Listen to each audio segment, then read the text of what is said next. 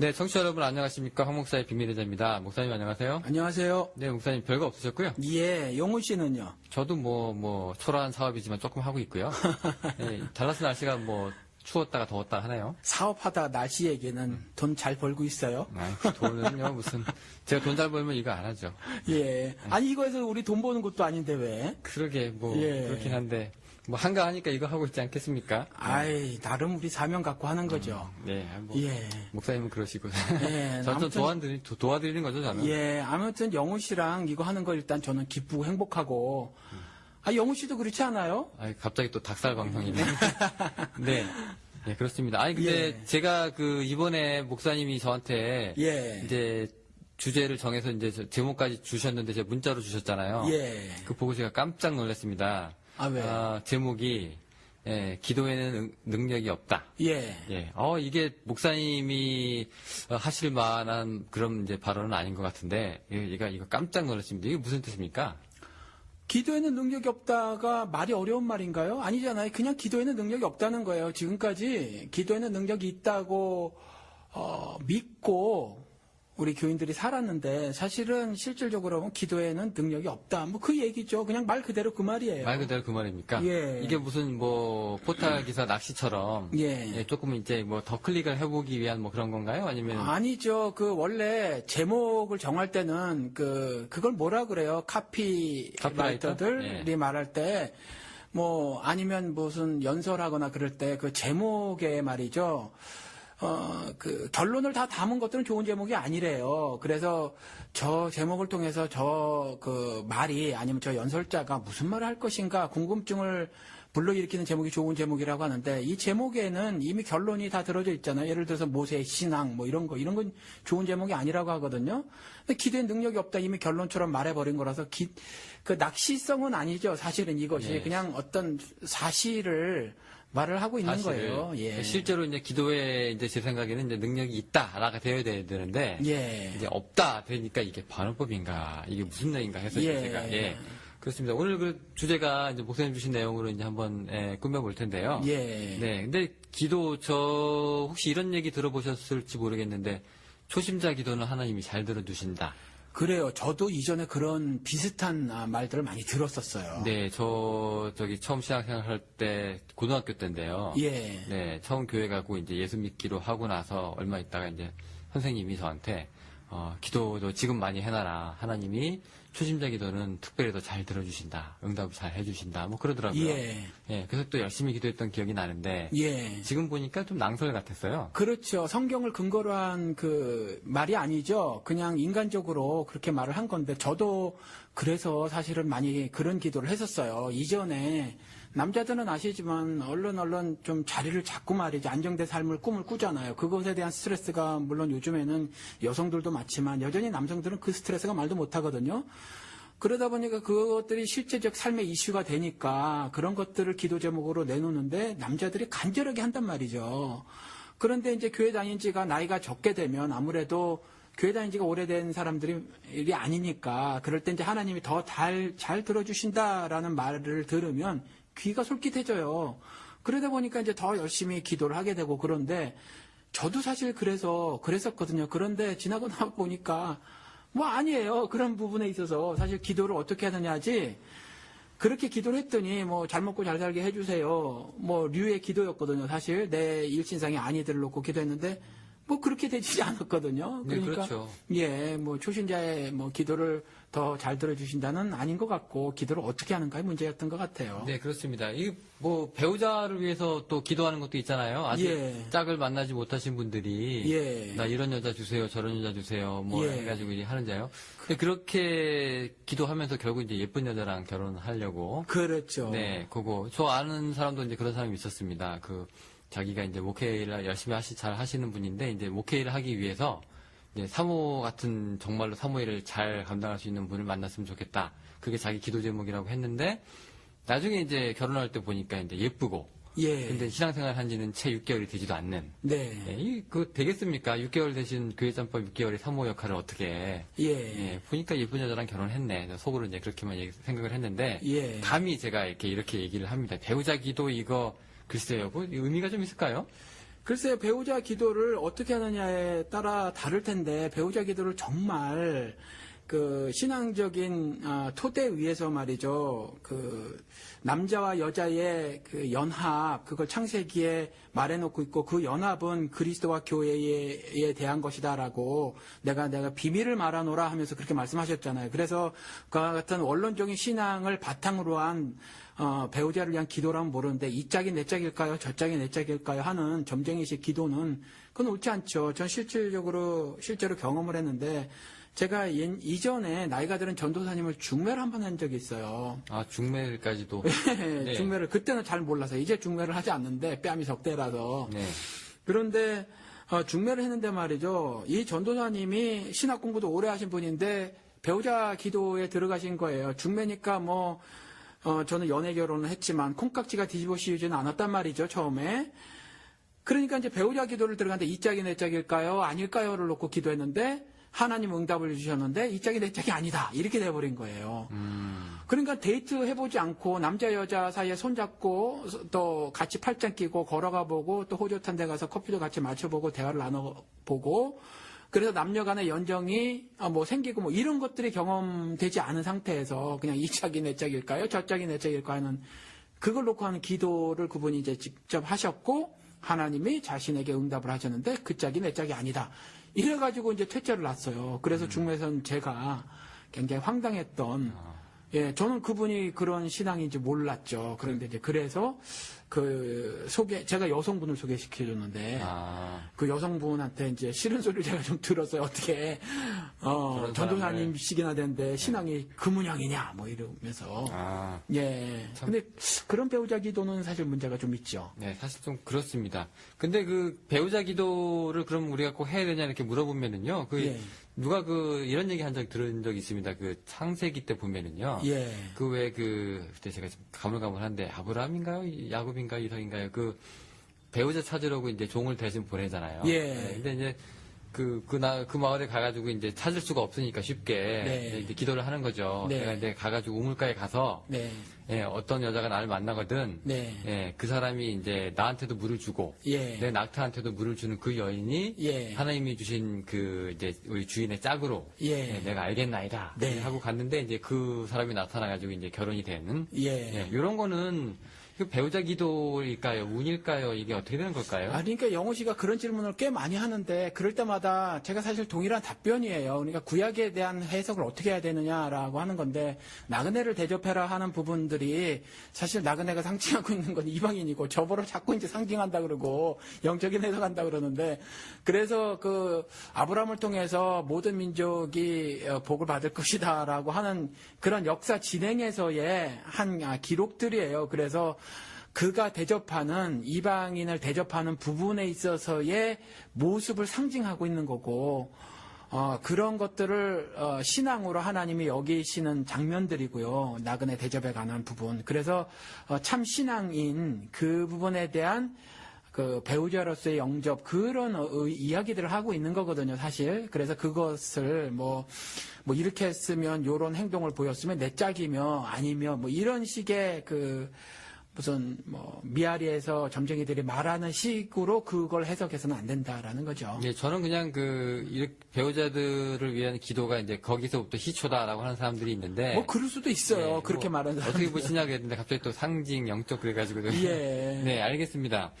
왜 기도하면 제일 먼저 우리 생각나는 사람이 이제 5만 번 그렇죠. 응답받았다는 조지 밀러 아닙니까? 그렇죠. 그게 본인이 말했는지 모르겠는데 아마 후대 사람들이 말했을 것 같아요. 5만 번 응답받았다. 왜냐하면 본인이 그걸 매번 카운트했겠어요. 에피소드가 많죠. 저 아는 에피소드도 목사님도 많이 아실 텐데 왜 고아원 애들 빵 떨어져가지고 이제 빵 달라고 기도하고 있는데 그때 마침 이제 지나가던 빵차가 배달 갔는데 이제 타이어가 펑크가 나가지고 고아원 앞에서 이제 섰는데 이제 이제 어차피 배달은 글렀으니까 이 고아원 애들 빵이나 주고 가자. 이렇게 돼서 이제 빵을 이제 얻을 수 있었다. 이런 얘기들. 그거 기도 응답, 어떻게 보면 기도 응답이라고 할 수 있는데요. 목사님은 그거에 대해서 그렇게 좋게 생각하지 않으실 것 같아요, 왠지. 그렇죠. 왜 그런 생각을 오늘- 갖죠?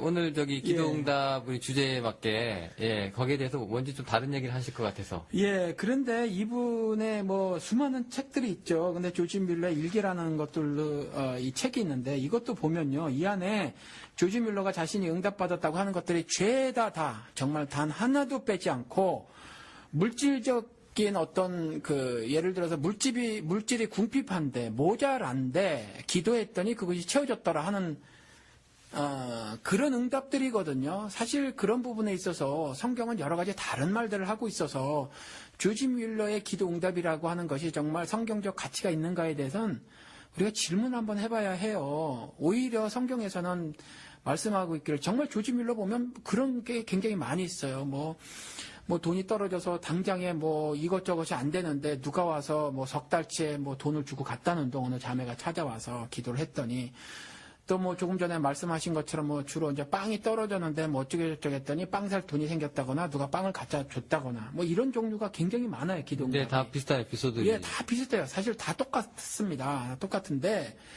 뭐 그 사람이 뭐 고아들을 이렇게 저렇게 돌본 것들은 훌륭한 점이지만 사실 그 사람이 기도 응답에 관한 부분들은 신앙적으로 사실 우리가 한번 조심해서 살펴봐야 한다라는 거죠. 오히려 성경에서는 예수 그리스도께서 일부러 성령에게 이끌려, 마귀에게 이끌려가 아니라 성령에게 이끌려, 그러니까 성령과 예수님이 짜고 치는 고스톱 같은 거예요.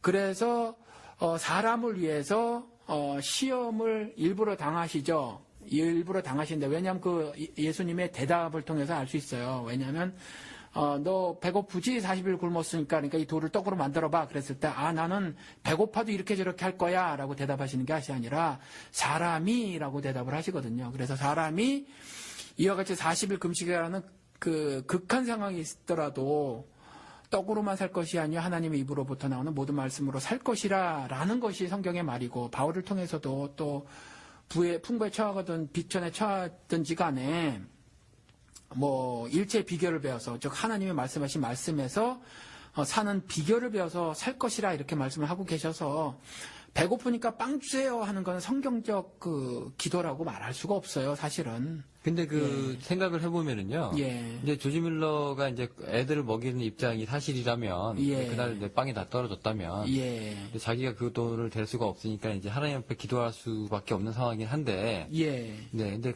그 배고픈 애들한테다가 이제 얘들아 오늘은 우리가 굶지만 그렇다고 우리가 사람이 이제 다 빵으로만 살 수 있는 건 아니란다. 예. 라고 얘기해야 되는 건지. 예. 아니면 실제로 내 앞에서 빵 터진 그 자동차 바퀴가 네. 하나님이 주신 건지. 예. 그 우리가 분별을 좀 해야 될 필요가 있긴 한 것 같은데. 그런데 물론 이 사람의 모든 어떤 행함 있잖아요. 기도응답 받았다고 하는 그런 사건들에 대한 기록이 사실은 고스란히 다 남아있진 않겠죠. 그런데 책으로 남겨져 있는 것들을 보면 제가 이제 문제를 삼는 건 뭐냐 하면 고아원을 운영하면서 후원자들을 이 사람이 정말 모집하지 않았느냐라는 거죠. 사실은. 그런데 모든 이 기도응답이라고 하는 거 보면 그냥 자신이 뭐 특별하게 이렇게 행동을 하지 않았는데 기도를 했더니 뚝딱 누가 알고 찾아와서 주었더라. 뭐 이런 식이라든가 어떤 우연하게 자기도 알지 못했는데 이러이러한 것들이 준비되어졌더라라는 식으로 모든 걸 다 이제 해석해 나간다라는 거죠. 그랬을 때 과연 그러면 신자로서 우리는 뭐 특별히 어떤 행동을 할 필요가 없는가? 기도에 몰입해서 그저 우리의 소용되는 그 모든 것들을 기도를 통해서 얻으려고 하는 것이 참 신앙인가라는 거죠. 그래서 이런 식으로 유도되어질 수 있는 이러한 후대의 기록들 있지 않습니까? 이와 같이 조지 뮬러에 관한 어떤 기도응답에 대한 책들, 지금 우리가 갖고 있는 것도 조지 뮬러의 일기라고 하는 기도의 사람. 그래서 여기에 기도응답 받았던 기록들이 엄청나게 많이 있는데 전부 그런 식의 기록들이라는 거죠. 그래서 내가 하는 행동, 내가 열심히 아브라함의 행사를 해야 한다는 것들은 전혀 기록이 되어지지 않고 그것들을 위해서 내가 기도했더니 뚝딱 손오공의 여의봉처럼 뚝딱뚝딱 뭐가 제공되어졌더라라는 기록으로 마치고 있으니까 이것들을 그대로 받아들이면 신앙생활에 심각한 어떤 그 오류들이 발생할 수 있다라는 점을 지적을 하고 싶은 거죠. 네, 저는 그때 그 예전에 그 조지 밀러 그 책을 읽으면서요. 예. 좀 하나 의아했던 게 이게 만약에 그게 기도 응답이 맞다면은 조지 밀러이기 때문에 하나님이 들어주셨는가? 예. 아니면은 그 아이들이 정말 불쌍해서 그 조지 밀러가 아니라 그 누군가가 기도했어도 예. 하나님이 빵을 갖다 주셨을까? 예. 저는 요 두 가지가 이제 기억에 항상 남았거든요. 그래서 우리가 그런 것들을 이제 일반화 혹은 보편화라고 하잖아요. 그래서 흡사 이제 이 조지 밀러 이야기를 듣고 나도 이제 그렇게 해야지라고 하는 사람이 있단 말이죠. 그리고 이런 책들을 만들고 이런 조지 밀러의 이야기들을 설교 같은 데서 이렇게 말하고 하는 것들이 여러분들도 이 조지 밀러 같은 그 기도 생활을 하세요, 신앙 생활을 하세요라고 말을 하는 거거든요. 그랬을 때 그러면 나도 그렇게 돼야 되는데 인류 역사가 진행되는 동안에 조지 밀러가 그 이렇게 보살피고 있었던 고아들이 굉장히 많이 발생했고 말이죠. 그 아이들이 사실은 처참한 환경 중에서 그대로 방치된 채 죽음을 맞이할 수밖에 없는 경우들이 훨씬 많단 말이죠. 그러면 그런 경우에 다른 어떤 고아들을 돌보고 있었던 사람들은 기도를 하지 않았겠는가라는 거죠. 그래서 이 조지 밀러의 경우가 이런 특정한 경우가 이런 보편화시킬 수 있는 신앙의 모습인가 했었을 때 사실은 그렇지 않다라는 거죠. 그러니까 그런 응답을 막 여러 번 이제 수만 번이나 받을 수 있었다고 하는 그거는 이제 그 기도를 하는 주체가 이제 조지 밀러였기 때문에 아니면 조지 밀러의 기도가 뭔가 좀 더 특별했기 때문에 하나님께서 뭐 들어주신 것이다. 그런 건 아니다는 얘기죠. 예, 그런 것도 아니고 그걸 일반화시킬 수 있는 부분도 아니며 또 그 후대 사람들이 기록하고 기록해서 우리가 책 같은 것으로 이제 이렇게 보잖아요. 그랬는데 그때 그냥 그의 어떤 행한 같은 거 후원자에게 후원금이라든가 뭐 이런 거를 사실은 그 모집하려고 이렇게 다녔을 거예요. 그런데 그런 기록보다는 그냥 기도를 했더니 뚝딱 뭐가 준비되고 마련이 되었더라라고 그 기록이 되어 있는 것이 사실은 그릇된 신앙으로 유도하는 잘못. 네, 그런 거라는 거죠. 그러면 이제 예를 들어서 이제 우리 예를 한번 들어볼게요. 요즘에 우리 대학생들이 대학 등록금도 굉장히 높아지고요. 네.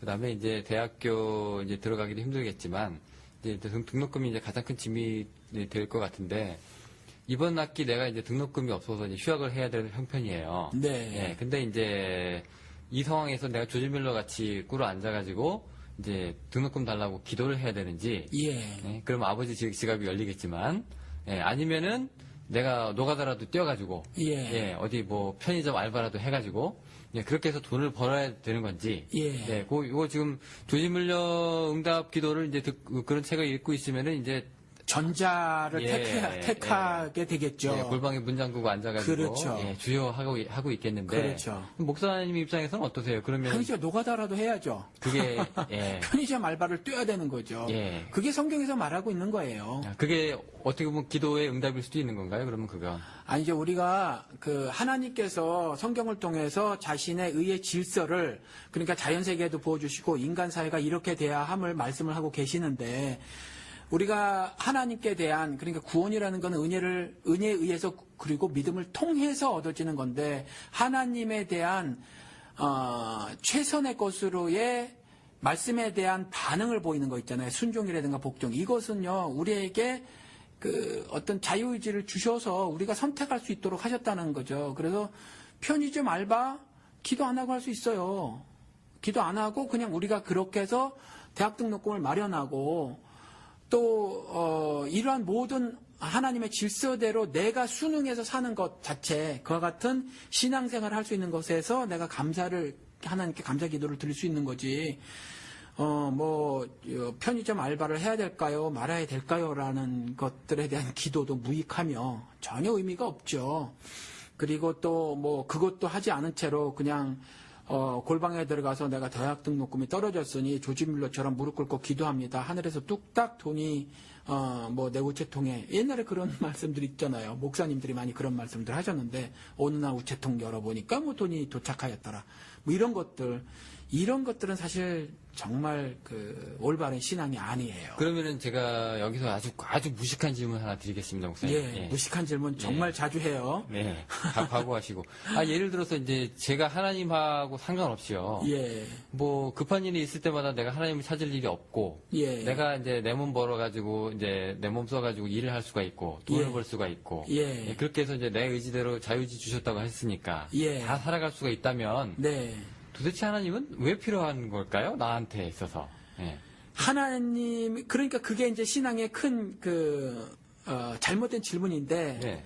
하나님은 내게 필요한 게 아니에요. 내가 하나님한테 필요한 겁니까? 아니요. 내가 하나님께 필요한 것도 아니고 하나님이 내게 필요한 것도 아니에요. 하나님은 그냥 우리를 사랑하시고 자신의 모습과 형상대로 우리를 지으셨어요. 그러니까 우리의 지음받은 목적은 뭐냐면 그분의 영광을 위해서 지어졌다는 거죠. 그래서 그분이 우리 속에 담아놓으신 그분의 모습과 형상을 나타내면서 그냥 일상을 사는 것에 불과해요. 그러니까 그런 질문 자체가 사실은 조금 무식한 질문이 맞는 거죠? 그렇죠. 그런 질문 자체는 전혀 신앙적이고 성경적이지 않아요. 근데 원래 그 아버지하고 그 아들이라 관계를 우리가 이렇게 얘기하지 않습니까? 예. 그렇게 되면 이제 예를 들어서 뭐 아버지한테 얘기해서 이제 받는 경우도 많이 있잖아요. 예. 뭐 구하라고도 하셨으니까. 예. 근데 이런 경우는 그러면은 내가 내 돈 벌어가지고 너가 다 떼가지고 등록금도 마련했고. 예. 다 했다. 예. 그럼 이제 이런 면에서는 이제 내가 하나님한테 그렇게 감사를 한다거나 기도를 할 필요는 없을 텐데요. 예. 그렇게 되면 하나님하고 나하고 관계는 어떻게 되는 겁니까, 이거? 그러니까 호세아서에도 보면은 심지어 이방 그러니까 그 우상들 있잖아요. 우상들에게 바친 금과 은조차도 내게로부터 나온 것임을 알라라고 말씀을 하신단 말이죠. 그러니까 사실은 우주 만물을 지으시니까 그분이시고 또 우주 만물을 운행해 나가시는 그 분도 그것도 하나님이시고 또 그 운행하시는 그것도요, 영적 질서, 의의 질서를 부어주셔서 이제 그렇게 운행이 되지는 거거든요. 그래서 전체적인 원리에 대한 이렇게 그 자연 세계가 움직이는 것이고 이렇게 인간 사회가 움직이는 것이 하나님 뜻이구나라는 원론적 차원에서 감사를 드리는 거지. 그때 개별적으로 이미 다 이렇게 살 수 있는 하나님의 법을 주셨고 질서를 부어 넣어 주셨는데 그냥 뜬금없이 매 케이스마다 뭐 밥을 이렇게 먹을까요? 저걸 먹을까요?라든가 짜장면 먹을까요? 짬뽕 먹을까요? 내가 스스로 일을 해서 벌었으니 당신 필요 없소라는 건 하나님의 피조물로서의 올바른 자세가 아니라는 거죠. 그래서 이제 조금 아까 제가 무식한 질문이라고 했는데 사실 우리가 그 대학에 들어가는 것 자체도요. 자기가 좋아하고 자기가 선택을 해가지고 대학에 들어간 거지. 그렇죠. 그래서 그게 이제 하나님께서 너 이 대학에 들어가서 일해서 뭐가 되라라는 건 아니잖아요. 본인이 본인을 위해서 희생한 거고 그죠? 그렇죠. 그런 의미들이 있고 그 조지 밀러 얘기가 지금 좀 길어지고 있지만 우리 그 한국적인 상황에서 비슷한 게 수능 기도 있습니다. 우리 그 19살까지 열심히 이제 공부해가지고 초중고 나온 사람들이 이제 대학을 가지고 이제 인생의 진로를 결정을 할 때 그 수능이라는 아주 큰 행사를 만나게 되는데 이때 기도를 하잖아요. 그렇죠. 근데 교회에서 이제 절에서도 그렇지만 교회에서도 이제 수능 기도, 100일 기도, 학부형을 위한 기도, 새벽 기도 하죠.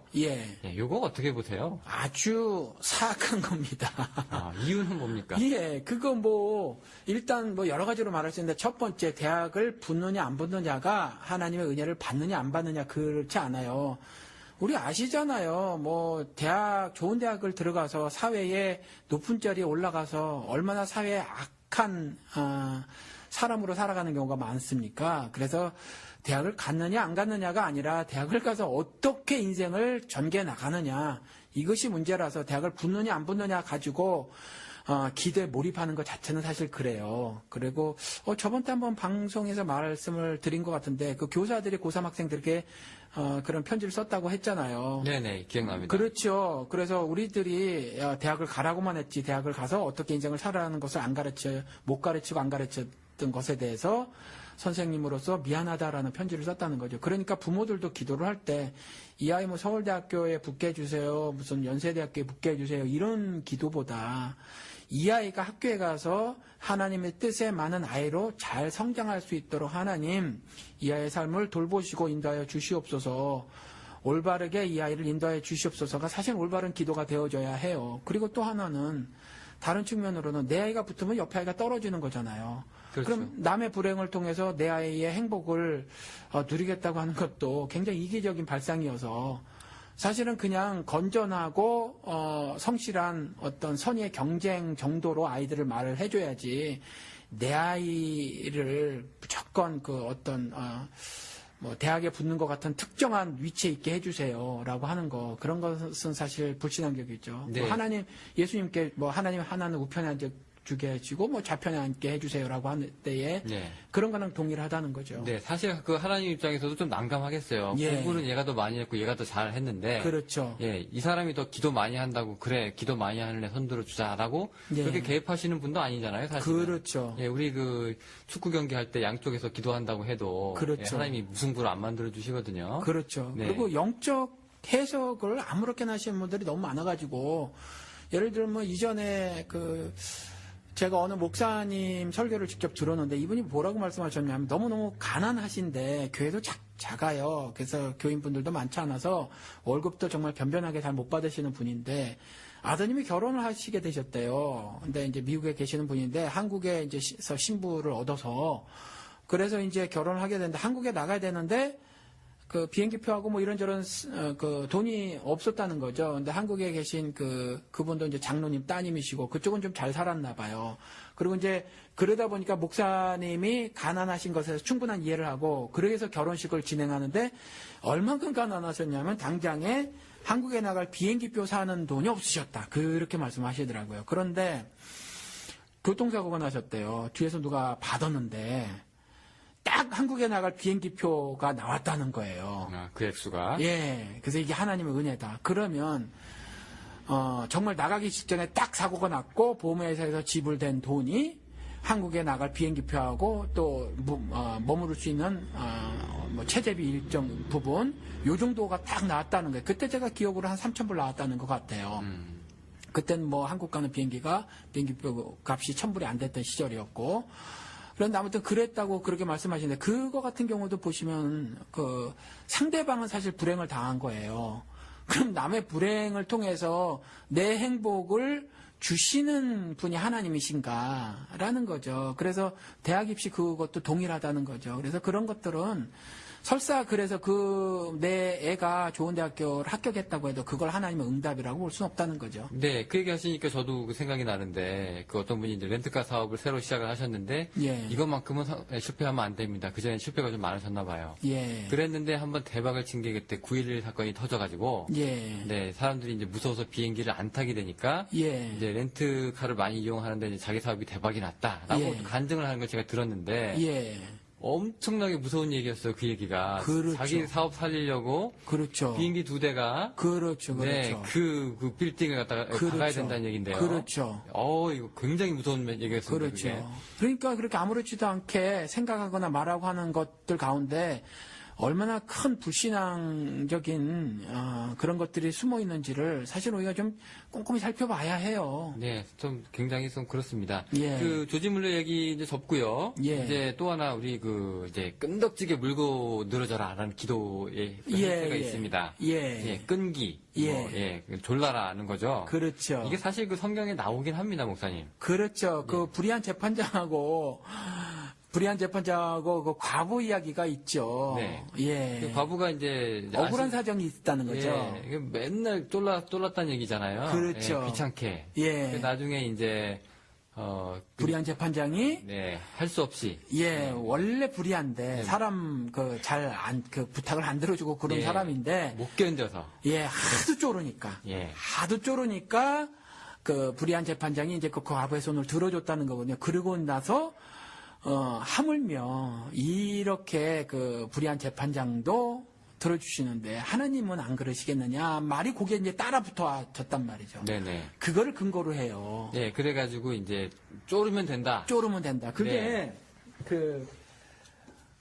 누구죠? 그 유명하신 분이 있어요. 빌 하이벨스 목사님 참 맞아요. 빌 하이벨스 목사님이 너무 바빠서 기도합니다라는 책에서도 또 그 말씀을 인용을 하셔가지고 끈질기게 매달려라. 워낙 그 큰 교회 목사님이 되다가 또 뜨는 목사님이시고 그러다 보니까 뭐 그런 문화 있잖아요. 유명하고 큰 교회 목사님이고 또 그러면 공신력이 저절로 주어지고 말이죠. 그분들의 말씀 무조건 옳은 거로 인정을 하고 하는 그런 부분이 있잖아요.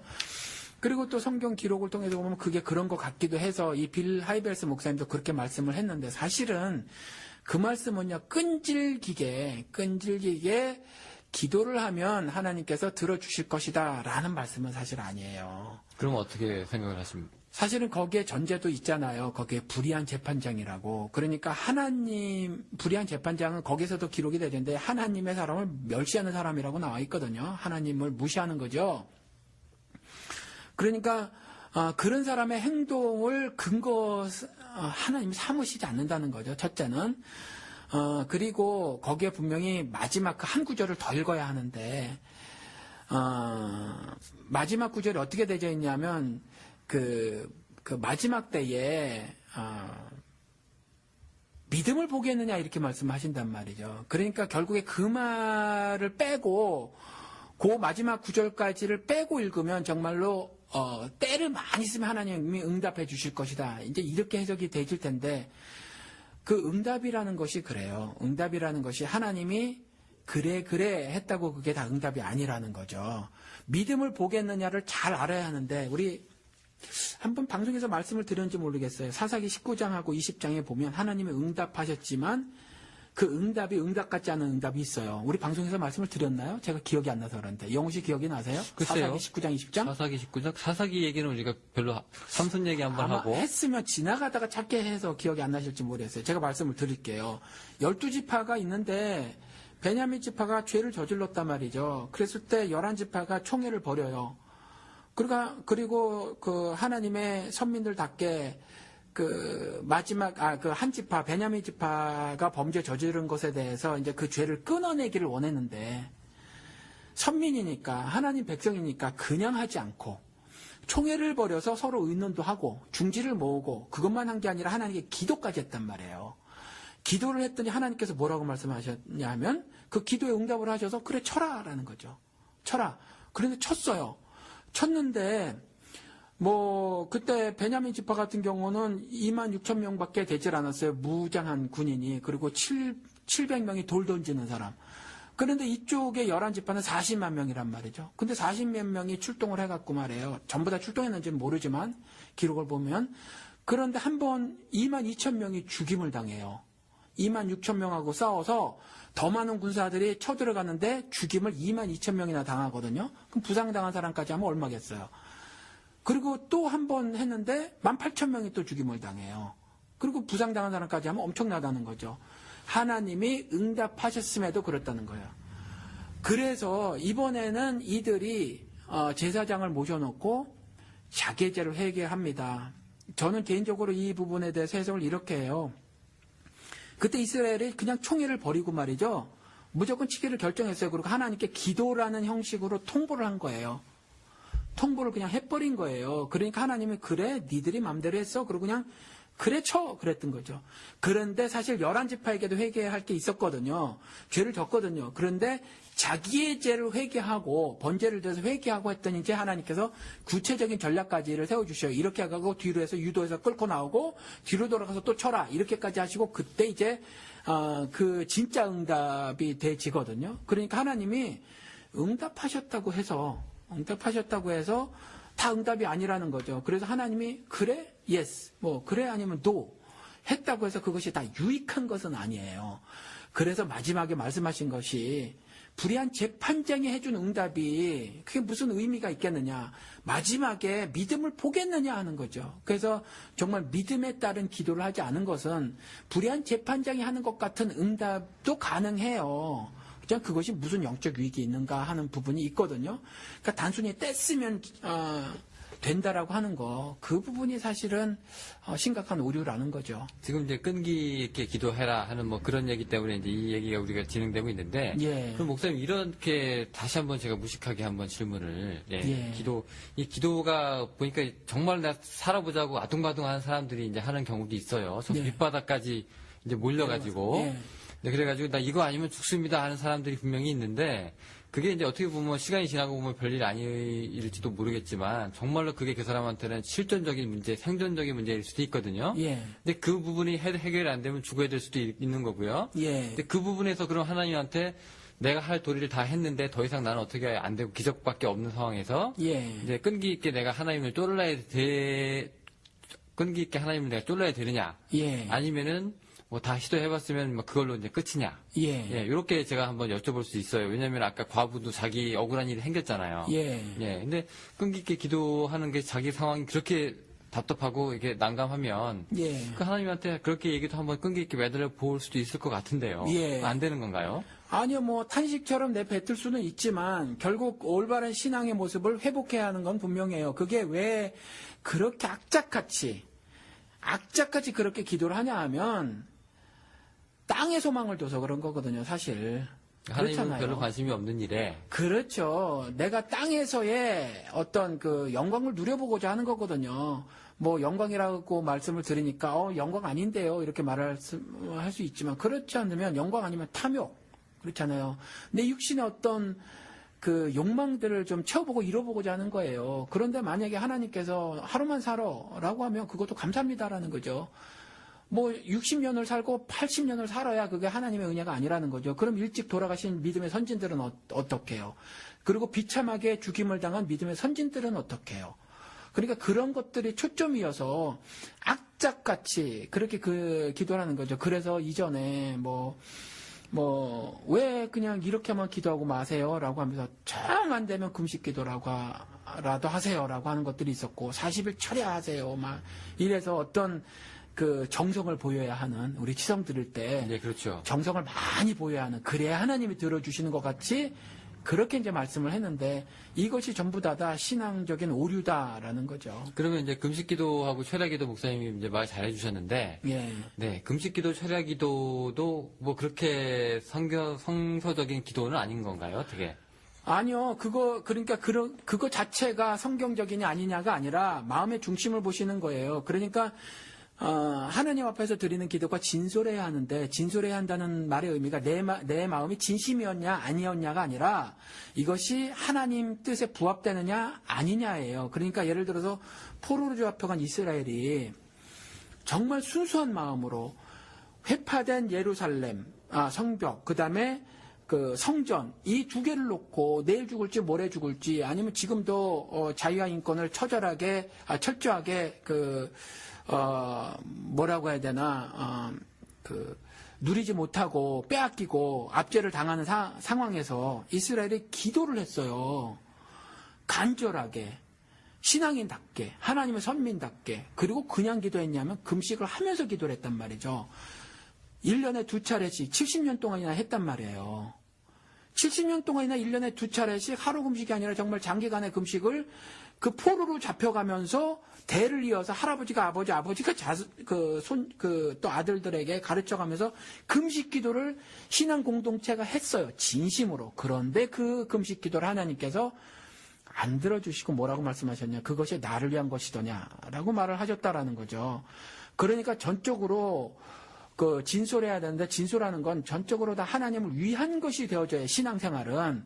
그런데 그것이 자기네 그저 신앙 공동체의 유익을 위한 것이 되어져 버리잖아요. 그러니까 내 교회의 유익을 되어버리거든가 내 신앙 공동체의 유익을 위한 것이라면 그것조차도 하나님께서 아무리 진심을 담아서도 안 들어주시더라라는 거죠. 그래서 그런 부분들은 정말 내가 어쩔 수 없는 상황인데 어떻게 해요라고 해도 차라리 아까 예수님의 말씀처럼 돌덩이가 떡덩이가 되게 해서 일단 배고픔을 면하는 것이 우리들의 궁극적인 삶의 목표가 되어지는 것이 아니라 하나님의 말씀을 통한 의인으로서의 삶 그것이 우리의 궁극적인 목표가 되어져야 한다는 거죠. 네, 그 기도 중에서도 그냥 기도가 아니고 그죠? 예. 여기에 이제 금식이란 말이 더해지고 예. 또 자만자는 철야까지 더해지고 예. 이렇게 해서 그 기도빨이라고 해야 되나? 이게 뭐라고? 기도빨이 있죠. 네, 기도빨. 아주 그냥 세게 하나님한테 나가는 예. 네, 이런 거. 예. 네, 근데 그게 결국 그 기도의 내용이 그렇게 부합하지 않으면 큰 의미 없다는 그런 그렇죠. 얘기죠. 의미가 없을 뿐만 아니라 하나님께서 아예 버리시고 어떨 땐 징계를 가하시고요. 어떤 경우는 하나님이 아시니까 우리들은 몰라도 그 마음의 중심을 아시니까 어떤 경우는 그냥 버리신단 말이죠. 그렇잖아요. 네, 그냥 그냥 버려버리세요. 그래서 그 버려짐을 당한 사람들은 사실은 안타깝게도 지옥행이라는 거죠. 그와 같은 기도를 했음에도 불구하고. 네, 그렇습니다. 사실 어디서 그랬나요? 그 바울서신에도 그런 얘기가 좀 나오는데요. 예. 그 사단의 가시가 있었는데, 예. 하나님한테 이걸 이제 없애달라고 3번 구했지만 하나님이, 예. 결국 이제 내 은혜가 내게 족하다고 해서 놓으라고 족한 줄을 하셨죠. 알라고 하셨죠. 네. 예. 결국 이제 그런 기도도 있다. 예. 결국 이제 뜻이 부합하지 않으면 안 된다. 그러니까 이런 걸로 비춰서 보면 이제 아까 말씀드렸던 뭐 초심자 기도라거나, 예. 뭐 하나님께서 특별히 잘 들어주시는 기도라거나 뭐 이런 거는 전혀 낭설이라는 게 확실해지는 거네요. 예. 네. 또 뭐 대적 기도 뭐 이런 거 있죠. 그게 예. 축사라고 해야 되나요? 그게 뭐죠? 그러니까 항상 성경을 영적 전투의 그 관점에서 보니까 우리 주변에 그 여러 가지 이제 자기가 생각했을 때 마귀라고 이제 해석을 하는 그런 부분들 있잖아요. 심지어 뭐 마음에 섭섭한 생각이 들면 섭섭마귀가 들렸다 뭐 이렇게도 말씀하고 그랬잖아요. 그래서 네. 모든 걸 그렇게 이제 해석을 하고 그것들을 예수 그리스도의 능력으로 내 삶에서 내쫓겠다는 거죠. 그래서 뭐 한 길로 왔다 7길로 물러갈지어다 뭐 하는 거 있잖아요. 대적기도 뭐 이거 하는데 이것이 이제 정신적 카타르시스를 누리기 위한 얄팍한 어떤 심리적 몸부림이에요. 사실은 신앙은 아니라는 거죠. 그리고 성경은요 영적 전투의 관점으로 보면 안 돼요. 그냥 뭐 창세기 1장에도 나왔지만 그 흑암의 깊음 위에 하나님의 신이 운행을 하심으로 사실은 마귀의 준동을 막으시는 거거든요. 그런데 그 부분을 하나님이 임시로 허락을 하셔서 죄가 세상에 들어오고 또 그러한 인류 역사고 궁극적으로 요한계시록의 마지막 때 벌어질 역사에서도 하나님이 직접 대적하지 않으시고 천사장 보내서 그냥 무적행에 가둬버리시거든요. 그래서 이미 게임이 끝난 건데 그것에 대해서 그냥 두려워하시고 그러니까 예수 그리스도의 죽음의 승리의 죽음에 동참하지 못해서 그것에 불불불 떠는 거거든요. 그래서 뭐 요즘에 유행하고 있는 거 베리칩 그런 거 받으면 하나님이 이미 구원해 주셨어도 뭐 취소될 수 있다느니 이와 같이 겁에 질린 말씀들을 하고 그러시는 거거든요. 그러니까 이런 대적 기도 자체가 사실은 좀 불신앙적인 모습인 거예요. 그렇죠. 뭐 잠 많으면 잠마귀 그죠? 그렇죠. 뭐 음란마귀 뭐 그런 얘기 많이 듣고요. 예. 저도 옛날에 어렸을 때 이 잔기침을 좀 많이 하는 버릇이 있었어요. 이제 예. 뭐킥 같은 건데 뭐 이런 거. 예. 교회에서 이제 이렇게 하고 있으면 이제 어른들이 제 기도 좀 받아야 되겠다. 예. 목에 뭐 있는 것 같이. 예. 뭐 이렇게 뭐 얘기하시는 분들도 좀 있고 그랬습니다. 예. 아니 지금 기도를 받는다고 말씀하셨으니까 네. 그것도 그래요. 기도를 더 이상 받지 마셨으면 좋겠어요. 기도를 왜 받아야 하는지 모르겠어요. 성경에는 기도를 받으라고 말씀하고 있지 않거든요. 그러니까 이제 우리들이 뭐냐면 그냥 제사장도 아니고 왕 같은 제사장이고 그다음에 거룩한 나라거든요. 그러니까 그리스도의 나라에 들어간 천국 시민인데 그 시민 자체를 또 우리를 그리스도의 거룩한 나라라고 말씀하셨거든요. 그러니까 우리가 주체예요, 각각. 목사를 통해서 하늘 은총을, 목사의 말이나 입을 통해서 하늘 은총을 전해주는 게 아니라는 거죠. 그 손을 통해서 복이 전달되는 것이 아니에요. 그러니까 기도를 받으실 이유가 없어요. 여러분들이 직접 다 하나님께 예수 그리스도의 이름으로 성령님의 도우심을 받아서 직접 기도를 하시는 거지. 기도를 받는다는 건 이제 더 이상 신약에서 그런 개념은 사라져야 한다라는 거죠. 자, 여기서 중요한 얘기 나왔는데요. 예. 우선 치유 기도라고 하잖아요. 예. 이제 안수도 해주시고 예. 목사님들이 오셔가지고 예. 그렇게 하는데 그거 의미가 없다는 건가요? 어떻게? 제 후배 목사가 참 제가 이해가 안 되는 게 그 맹목적인 신앙, 블라인드 페이스라고 하는 거잖아요. 미국 사람들도 그러니까 눈먼 신앙인 거죠. 정말 한국의 최고 인류대학교를 나왔어요. 서울대학교라고 하는 거. 그러면 나름대로 지성적일 수 있는데 근데 굉장히 어리석은 믿음을 갖고 있더라는 거죠. 뒤늦게 이제 신학교에 저랑 같이 신학 공부를 했어요. 지금도 어느 대형교회에 부목사로 일을 하고 있는데 이 친구 얘기가 뭐냐 하면 저한테 이제 이전에 그렇게 얘기를 했어요. 그때 이제 제가 전도사 시절에 전도사님, 제가 죽을 병에 걸렸는데 그 조용기 목사의 기도로 낫다는 거예요.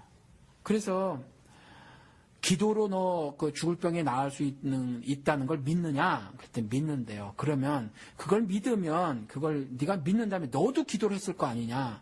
기도를 했죠. 기도를 오래 했을 거 아니야. 오래 했죠. 그런데 조영기 목사가 너를 아니? 근데 모른대요. 그럼 너는 그냥 굉장히 많은 무리 속에 앉아 있었지. 그렇답니다. 근데 조영기 목사가 기도를 했는데 자기가 그때 어느 순간에 병이 싹 나았다는 거예요. 죽을 병이었는데. 그러면 한번 생각을 해보자. 하나님이 너의 기도는 깡그리 무시하고, 그리고 너를 지목하지도 않았는데 불특정 다수를 향한 기도, 그 기도를 하나님 응답하셔서 너의 죽을 병을 싹 고쳐줬다는 확신은 도대체 뭐냐? 이렇게 물어봤거든요. 그리고 네가 죽을 병에 걸렸다고 하는 의학적인 소견을 네가 받았느냐? 소견서를. 그건 안 받았다는 거예요. 그런데 자기가 분명히 아는 건 자기가 죽을 병에 걸렸었다는 거예요. 그리고 죽을 병에 걸렸었는데 조영기 목사 기도로 나았다는 거죠. 이게 블라인드 페이스거든요. 맹목적 신앙인데, 이게 말이죠. 누구냐 하면 목사인데다가 신학교에서 나름 학력도 꽤 많이 공부를 한 데다가, 그리고 신학교 들어오기 전에 한국 최고의 대학교라고 하는 서울대학교를 졸업한 그 친구의 신앙 고백이었다라는 거죠. 근데 이와 같은 일이 성경적으로 굉장히 비성경적인 진술이거든요. 이제 기도를 우리가 직접 하는 거예요. 성소의 휘장이 갈라지고 더 이상 제사장을 통해서 기도하지 않고 우리 보러 제사장이라고 하셨거든요. 그리고 이제 우리가 직접 기도할 수 있는 이런 그 제도를 세워주셨는데, 아직도 그 목사들의 그 장풍, 손바람 날리는 것에 휙휙 쓰러지고 말이죠. 머리 갖다 대고 목사가 내 머리를 스쳐만 주기를 바라고 말이죠. 그리고 목사의 손을 통해서 하늘 복이 내게 임할 것이라고 이렇게 생각하는 거, 그건 사실 믿음이 아니에요. 그건 믿음이 절대로 아니어서, 사실은 그와 같은 치유를 비롯한 여러 가지 하는 그런 기도들은 전적으로 잘못된 거예요. 그 성서 보면은요. 예. 그게 완전히 없는 말은 아니라고 또 이 사람들이 주장을 하는 게. 그렇죠. 예, 뭐 너희들 가운데 뭐 병든 자가 있느냐. 예. 예, 뭐 있으면은 뭐 장로들을 이렇게 초청해가지고 이제 뭐 이렇게 이런 얘기 있잖아요. 네네. 자기가 기도해도 되는데, 굳이 장로들을 이제 불러가지고 이제 초청을 하라고 하잖아요. 그런 면에서는 이거 치유 기도가 그래도 조금 뭐 의미가 있는 건 아니냐 이렇게 그러니까 생각합니다. 장로들에게 이제 무슨 문제가 발생했을 때 가서 이제 이게 좀 장로라는 건 이제 다른 나이가 많은 사람들을 말씀하는 것이라, 또 이전에는 그 신앙 공동체가 전체 이제 시족 사회부터 커져가면서 자연스럽게 그 패밀리들의, 그러니까 그 가족들의 그 우두머리가 영적 지도자들이었었어요. 그래서 이제 가서 그렇게 말씀을 드리고 했던 건데, 이것이 이제 신약 시대 와서 왕 같은 제사장이 되고 거룩한 나라가 된 우리들이 계속 지속해야 될 것은 아니죠. 그래서 구원 계시는 하나님의, 그러니까 구속 사역을 드러내심에 있어서는 세대별로 방식의 어떤 변화들이 보인다는 거죠. 그래서 지금 세대에는, 즉 신약 시대에는요, 더 이상 제사장 같은 어떤 특정인을 통해서 하나님이 죄사함에 은총을 전달하시지도 않고, 또 제사장이라는 것을 통해서 우리가 우리의 기도를 통로를 삼으시지도 않는다는 거죠. 그래서 이제 예수 그리스도께서 히브리서 말씀대로 대제사장으로 이 땅에 오셨고, 그래서 우리는 이제 예수 그리스도의 이름으로 하나님께, 우리가 우리 스스로 기도할 바도 어떨 때는 너무 육신적이어서 알 바를 알지 못해서 성령님의 도우심을 받아서, 즉 로마서 말씀대로 성령님이 간구하시니까, 성령님이 간구하실 일이 없지만 간구하신다라는 말씀은 뭐냐면 우리의 간구할 바를 알게 해주셔서 하신다라는 의미거든요. 그래서 하나님께 예수님의 이름으로 성령님의 도우심을 받아서 우리가 이제 기도를 할 수 있는 만인 제사장 시대에 살고 있다라는 거예요. 그러니까 특별히 목사가 구약 시대의 제사장도 아니니까 가서 그들이 안수한다고 해서 머리 대시지 마시고, 그들이 막 손 흔드는, 저는 이제 장난으로 농담으로 장풍 날린다고 하는데, 그 장풍에 쓰러지지 마시고 내가 하나님께 간절히 기도하셔야 됩니다. 그렇게 하시는 것이 올바른 기도라는 거예요. 만약에 그러면은 뭐 목사님 지금 목회하시고 있는데, 예. 교인들이 와서 목사님 기도해 주세요라고 하시면 안 가시나요? 아니면 혼자서 하라고 하시나요? 어떻게? 아니요, 같이 기도를 하는 경우도 있어요. 같이 기도를 하는 경우도 있는데, 제가 강조를 하는 거는, 제가 기도를 해서 영빨이 있거나 하나님이 그 기도를 들으신다는 것이 아니라, 성도의 향기로 기도를 흠양하신다라고 했으니까 각각 여러분들이 기도하시는 것이 제일 좋습니다라고 말씀을 드리죠. 저도 같이 기도로 힘을 합하고 우리 모두 지체됐으니까 손의 고통을 발이 외면할 수 없고요. 또 가슴이 외면할 수 없으니까 같이 기도를 하죠. 하나님께 아뢰는 일은 있지만 그렇다고 해서 제가 특별한 손이 아니라 갑자기 머리가 아니라는 거죠. 머리는 그리스도이시기 때문에 목사도 그냥 한 지체의 역할로 구분 지어진 것이라 이제 더 이상 제사장이 아니라서 제가 기도를 해서 특별히 효험이 있고 제가 기도를 했더니 하나님이 더 응답해 주시고 이런 것들은 전혀 아니어서 그렇지 않다라는 거죠. 그래서 우리 교인들은 특별히 이제 그런 일들은 없어요. 같이 기도하는 일들은 있어도 저에게 우리 가정에 요러저런 문제가 있으니까 요 문제 해결을 위해서 목사님 기도해 주세요. 더 이상 이제 그 정도 신앙에 머무르는 사람들은 없습니다. 네. 그리고 또 우리가 그 서원 기도라고 하는 게 또 하나 남아 있는데. 그렇죠. 서원하죠. 네. 그 보면은 이제 신학교 오시는 분들 왜 왔니? 그러면 이제 자기를 임신했을 때 이제 예. 어머니 아버지가 이제 서원을 하셔서 이제 그렇죠. 왔다 이런 얘기. 그러니까 자기 의지는 없는 건가? 그렇게 생각을 한 적이 있었거든요. 예. 네. 이런 거 구약에서는 이제 가끔 보이기도 하는데. 예. 네. 신약 시대 우리 특별히 이제 요즘 시대에 이제 서원하는 기도 하나님한테 약속을 한다거나 예. 약속을 지키는 이런 얘기들이잖아요. 예, 예. 이것도 기도로서의 어떻게 뭐가 있는 건가요? 야, 이거는 정말 그러니까 좀 더 시간을 많이 갖고 설명을 해야 돼요. 그런데 그냥 간단하게라도 말씀을 드리고 계속해서 우리가 방송을 할 거니까 이제 한나 같은 경우가 그랬잖아요. 조금 전에 말씀하신 것처럼. 그런데 이제 서원이라는 것은 구약 시대에 어떤 한 신앙 형태로 하나님께서 인정을 하셨어요. 그렇지만 그 서원 역시도 절대로 물을 수 없는 것은 아니에요. 지금 목사님들이 한번 서원하면 절대로 지켜야 한다고 이렇게 말씀하셨잖아요. 그런데 성경에는 분명히 물을 수 있었어요. 아버지가 어떻게 그렇죠. 딸이 철없이 서원했으면 아버지가 물을 수 있었고 또 정혼자가 있었으면 아직 결혼을 하지 않았어도 그 정혼자가 물을 수 있었고요. 결혼하면 남편이 물을 수도 있었고 있었어요. 그러니까 서원은 물을 수 있었어요. 근데 그런 것들을 말씀 안 하시고 서원하면 반드시 지켜야 되니까 그것도 특별히 이제 어떤 서원이냐면 헌금하겠습니다 하는 서원이 있잖아요. 그걸 이제 그렇게 했는데 그 전부 이제 한국 기독교계에서 특별히 돈의 욕심을 가져서 그런 말들을 한 것이라고 저는 개인적으로 생각을 하고 구약 시대도 그랬고요. 그런데 이제 서원 같은 경우는 신앙적 고백 차원에서 구약 시대에 신앙의 한 형태로 하나님이 인정을 해주셨지만 이제 예수 그리스도가 이 땅에 오신 후에는 좀 달라요. 이미 다 이루신 거기 때문에 율법을 다 완성하신 거기 때문에 신앙의 모습들이 변화가 생기는데 어떤 변화가 생기냐면 예수 그리스도가 말씀하신다는 거죠. 맹세하지 마라. 이게 서원하지 말라거든요. 하늘로도 말고 땅으로도 말고 발등성으로도 말고 아무것도로라도 하지 말아야 되는데 왜냐하면 너는 머리카락 한 올이라도 그것도 희고공케 할 수 없느니라. 그게 이제 우리거든요, 사실. 그래서 서원하지 말라라는 거예요. 서원하지 말라. 그러니까 서원을 하지 않아야 되는 것이 신약 시대를 사는 우리들의 올바른 신앙의 모습이에요. 그러니까 서원기도 같은 것도 절대로 하시지 마시고 교회에서 서원 같은 것도 하지 마시고 최선을 다해서 오늘 하루를 주님을 위해서 사시는 것이 그게 올바른 신앙생활이라는 거죠. 네, 예전에 부흥회 같은 데 보면은요. 예. 네, 헌금하는 시간 갔잖아요. 예. 근데 경미하듯이 예. 네, 100만 원 잃어서 200만 원 손들어. 예. 이런 아주 악습 같은 행위들이 있는데 예. 그거 나중에 끝나고 나서 이제 꼭 지키라. 예. 여러분 서운하신 거라고 이렇게 얘기하잖아요. 예. 또 안 하면 큰일 날 것처럼 이제 말을 하고. 그렇죠. 예. 무섭기도 해요. 사실 그렇게 얘기 들으면. 구약 시대에 하나님께 맹세했다가 안 지킨 것에 대한 어떤 징벌들 같은 것들을 소개해 가면서 굉장히 위협을 가하는데 정말 구약에 대한 해석이 정말 올바로 되어져야 되는데 우리 저에게 한국에 계신 분이 또 질문을 해왔어요. 장문에 11조에 관한 질문을 해오셨는데 이런 부분들이 이제 구약의 율법에 대한 올바른 이해가 없어서 해오신 거거든요. 그래서 부부간에도 지금 갈등이 발생했다 이렇게 말씀을 하시고 11조 때문에. 그렇죠. 네. 이제 그런 부분이 제가 답변을 해드렸는데 율법의 해석에 관한 부분이다라고 이제 말씀을 드렸는데 이 부분들에 있어서 올바른 해석이 없어서 그냥 아무거나 구약 말씀 가져와 가지고 자 봐라 이렇게 말씀하시거든요. 그런데 사실은 그렇게 말씀하시는 목사님들조차 구약에 있는 율법들을 자신들이 안 지키고 있거든요.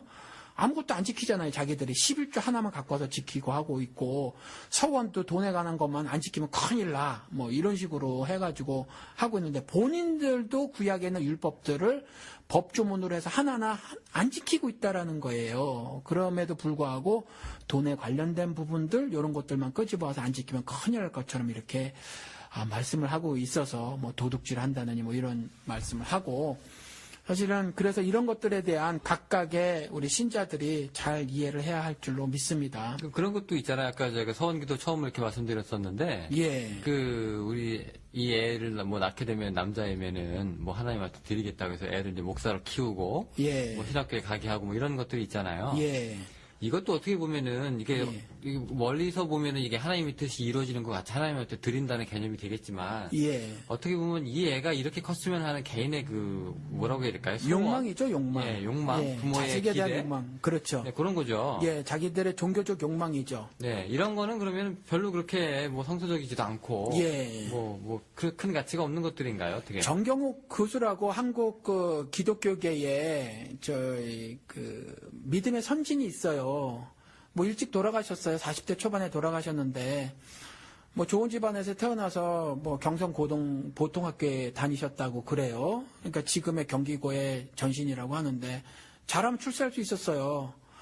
그런데 뭐 3.1 운동에 가담하고 퇴학당하고 이후에 뭐 또 끝나고 나서 고등학생 신분에 막 항일운동 비밀 결사체 조직을 만들어서 항일운동하고 막 그러다 감옥을 가시고 예수를 만나고 19살 때 교회 개척하고 뭐 YMCA 가서 영어 배우고 그다음에 뭐 협성신학교라고 하는 감신대 전신 거기 들어가고 그다음에 일본의 신학교 가고 미국에 가서 게레신학교 가고 노스웨스턴 신학교 뭐 세미나르에 거기 가고 뭐 와서 신학교수로 살다가 갑자기 고향 전라도로 낙향을 하신대요. 낙향을 하셨는데 낙향하신 이유에 대해서 말들이 많았는데 그 낙향하시는데 왜 낙향하셨는가 나중에 글을 통해서 설명을 하신 데는 뭐냐면 신학교에 그러니까 짧은 시간 내에 그와 같은 엄청난 신앙의 모습을 보였거든요. 그리고 이제 그 목회자들을 키워내는 정말 중요한 사명을 감당하고 계셨단 말이죠. 근데 그 부분에 대해서 어떻게 말씀을 하셨냐면 나의 외부는 광대했으나 나의 외면은 외척되었었다 이렇게 말을 해요. 그러니까 겉으로 드러나는 모습은 남들이 보기에 정말 칭찬이었다는 거죠. 뭐 큰 돈을 바랬던 것도 아니고 명예를 바랬던 것도 아니고 그야말로 정말 순수하게 봉사를 하면서 정말 하나님의 사명을 감당한 것으로 비춰졌지만 스스로 안에 내면에서는 찬송을 해도 그렇고 기도를 해도 그랬었다라는 거죠. 영혼을 혼을 담지 못한 그런 거였었다. 그러니까 자신의 그와 같은 사역을 종교적 욕망으로 스스로 말씀을 하시고 그것에 대한 괴로움들 있잖아요. 이상과 현실의 어떤 충돌되었을 때에 그러한 갈등들에 대해서 고백을 하셨단 말이죠. 그러니까 단순히 뭐 목사가 되느냐 아니면 내 자녀를 목사로 키우느냐 마느냐는 그것 가지고 거룩한 일이냐 아니냐로 말할 수 없고 이와 같이 그 내면에 무엇이 자리를 잡고 있느냐 이와 같이 정경욱 교수 같이 남들이 봤을 때 칭찬하는 그리고 후세에 우리 후배들이 기록하기를 믿음의 선진이라고 하는 것들 믿음의 선진이라고 하는 것이 그가 훌륭한 신학 교수 요소가 아니거든요. 그분의 그와 같은 내면의 갈등들 있잖아요. 그것 때문에 믿음의 선진으로 보는 거고 자신의 그와 같이 외부의 광대함이라고 보여줬던 우리 흔히 말하는 세계적인 지도자라고 말씀하시는 큰 교회 뭐 목사 뭐 이런 것들 업적 위주의 이러한 평가들 이것들에 대해서 이분이 굉장한 자책감을 느끼고 있었다라는 거죠. 그래서 그와 같은 것들은 종교적 욕망일 가능성도 굉장히 농후하다라는 거죠. 그래서 그런 부분들은 좀 잘 살펴봐야 해요. 그렇습니다. 그 아들 입장에서도요. 예. 부모님이 이제 나는 또 하고 싶은 게 따로 있는데 서원했다 그러면 할 수 없이 신학교를 가긴 가겠지만 본인한테도 굉장히 갈등이 있을 수 있는 그런 부분인데 지금은 모르지만 이전엔 참 그런 경우가 많이 있었어요. 그렇습니다. 그죠? 그래도 결혼도 뭐 이렇게 뭐 찝어주는 것처럼 그렇죠. 결혼해야 됩니다. 그럼 뭐 결혼해야 되는가 보다. 뭐 그런 것처럼. 네. 자, 근데 여기까지 우리가 기도 얘기를 쭉 해봤는데요. 이 굉장히 무식한 질문을 제가 이제 드리고 이제 목사님 마지막 말씀 좀 드려야 될 것 같은데 그게 뭐냐면 오늘 왜 이렇게 무식한 질문을 많이 해요? 원래 무식하니까 그냥 드리는 건데 맞아요. 뭐 네. 질문하시는 분이나 답변하는 저나. 이게요. 그 생각을 해보면 말이죠 목사님. 예. 이게 내가 이제 대학 등록금이 없다. 예. 그럼 이제 골방에 틀어박히지 말고 나가서 노가다 뛰고 편의점 알바를 뛰는 거죠. 예. 그리고 내가 아프면 기도하지 말고 병원에 가서 이제 진단을 받고 예. 그리고 이제 병원을 이제 고치면 되는 거죠. 그렇죠. 네. 그러면은 이런 얘기 들어보셨을 거예요. 뭘 기도해요, 그럼 도대체? 예. 기도할 뭘 해야 돼요?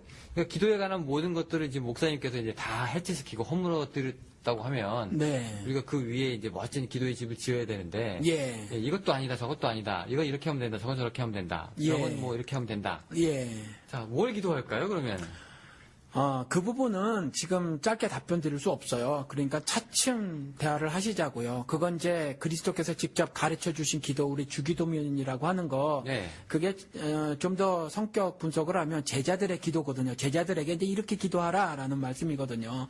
그러니까 이렇게 기도를 하라를 좀 잘 공부하시기 바랍니다. 잘 공부하시고 우리 교회 같은 경우는 제가 교회를 개척하고 한 번 했고요. 한 두세 달 전에 한 번 또 그거를 했어요. 하나님의 예수 그리스도께서 가르쳐 주신 기도에 대해서, 우리가 했는데, 우리 지금 그 기도문을 보면 현재 우리가 기도하고 있는 내용이 전혀 남겨져 있지 않아요. 혹시 오해하실까봐 한 가지만 짧게 말씀을 드리면, 오늘도 일용할 양식을 주옵시고도 여전히 우리들의 물질적 소유를 구하라라는 기도가 절대로 아니라 하나님의 절대 주권적 은혜를 사모하고 내 삶의 그 작은 부분까지라도 그분의 그 은혜로 그 형성이 되고 구성이 되어진다라는 말이에요. 그래서 그 일용할 양식 구약 시대에도 나왔거든요. 그 만나 주는 거에서도. 그래서 이틀치 구하지 마라. 내일이 안식일이면 뭐 이런 것들 이틀치 줄 테니까 내가. 그리고 다른 날에는 그냥 하루씩 먹을 것만 구하고 내일 것 구하지 마라. 그게 왜 그렇게 말씀하셨냐면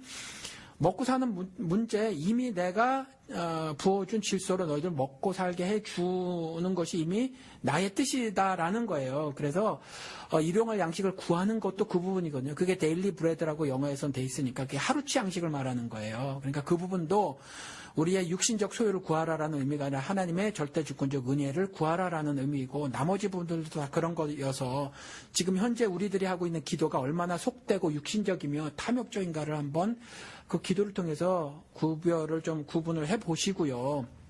그리고 일단 저는요, 지금 우리 방송은 좀 그렇지 않지만 기도뿐만이 아니라 일단 해체 혹은 붕괴 작업을 먼저 하기를 소원하는 거예요. 왜냐하면 죽어야 사는 것이 성경의 비밀인 거거든요. 사는 자는 죽는 거거든요. 그래서 우리가 해체되고 붕괴되는 것이 사실은 살기 위한 올바른 수순이에요. 기도도 마찬가지인 거거든요. 올바른 기도를 하기 위해서 잘못된 기도들을 하는 것을 전부 붕괴시키고 무너뜨리는 것이 먼저 순서인데 오늘 시간 관계상 어떻게 기도해야 하는 것인가에 대해서는 시간상 다 말씀을 드릴 수 없으니까 그거는 나중에 언제 기회 될 때 말씀을 하기로 하고요. 네, 주기도문에 대해서. 예, 말씀을 하기로 하고 그것에 대한 답변은 오늘은 좀 마무리를. 대답을 좀 미루기로 하자고요. 그리고 한 가지 제가 좀 말씀을 드리고 싶은 게 있어요. 성경에는 그 기도에 대해서 하나님 응답하지 않으신 경우가 굉장히 많이 있는데 조금 전에 이제 그 진솔해야 된다고 말씀을 드렸잖아요. 진솔해야 된다는 것이 진심이냐 아니냐를 말하는 것이 아니라고 말씀을 드렸잖아요. 하나님 뜻에 부합되느냐 아니냐. 그런데 한 가지 또 하나는 성경에 분명히 기록된 것이 부부간에 불화가 있었을 때 하나님의 응답하지 않으신다고 되어 있어서 요거 한 가지만 제가 특별히 말씀을 드리고 싶어요. 왜냐하면 제가 아는 경우도 어떤 한 여자 집사님이 굉장히 열심히 교회 생활을 해요. 그건 신앙생활이라고 좀 말을 하지 않겠습니다. 그러니까 얼마나 또 그 은사주의 교회를 다니면서 기도를 하는지 몰라요. 근데 부부간의 관계 굉장히 나쁘거든요. 그런데 남편이 폭력을 휘둘러요. 그래서 정말 맞고 그래요. 남편은 교회를 안 다니는데 이분이 그럴수록 기도에 더 매달리는 거죠. 하나님께 의지를 하려고. 근데 목사님들이 그분이 절대적으로 신임하고 있는 목사님이 두 분이 계셨는데 다니시고 있는 교회의 처음 목사님과 지금 현재 그 교회 목사님. 근데 두 분 다 이분 가정에 방문하셔가지고 남편 없을 때 방문하셔가지고 이분에게 해준 영적 충배말이 뭐냐 하면 집사님 기도하세요. 집사님 기도하세요. 이래서 맨날 기도하는 거예요. 근데 기도할 때마다 시체 말로 말해서 눈탱이가 밤탱이가 되는 거예요. 근데 그 남편을 제가 만나봤는데 아무하고도 교제를 안 나눠요. 근데 어떻게 저랑 이제 말씀을 나누게 됐는데 그분의 불만이 뭐냐 하면 아내가 가정일에 소화를 한다는 거예요. 밥도 안 차려주고 막 이런다는 거예요. 그게 오랫동안 곪아가지고 10몇 년 동안 곪아가지고 그런 일이 벌어졌는데 제가 그분에게 그런 충고를 드렸어요. 기도하지 마세요. 기도하는 시간에 남편 섬기세요. 이랬어요. 근데 뭐 제가 그땐 전도사 시절이었는데 무슨 전도사가 기도하지 말라고 하냐면서 제 충고를 안 들었거든요. 그리고 정말 나이가 많으신 목사님 충고를 들었는데 그 충고를 듣고 기도할 때마다 부부관계가 더 악화된 거예요.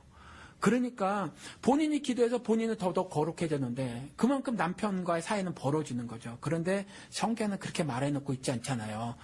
겉에 꾸미는 모습이 아니라 안을 꾸며서 남편을 구원하는데 네가 애를 써라 이렇게 이제 아내에게 당부를 하시잖아요. 그런 것처럼 또 유대인을 얻기 위해서 유대인처럼 해야 하고 율법 없는 자를 얻기 위해서 율법 없는 자처럼 해야 되는데 본인만 열심히 거룩하기 위해서 기도만 열심히 하는 거죠. 그 응답이 안 되잖아요.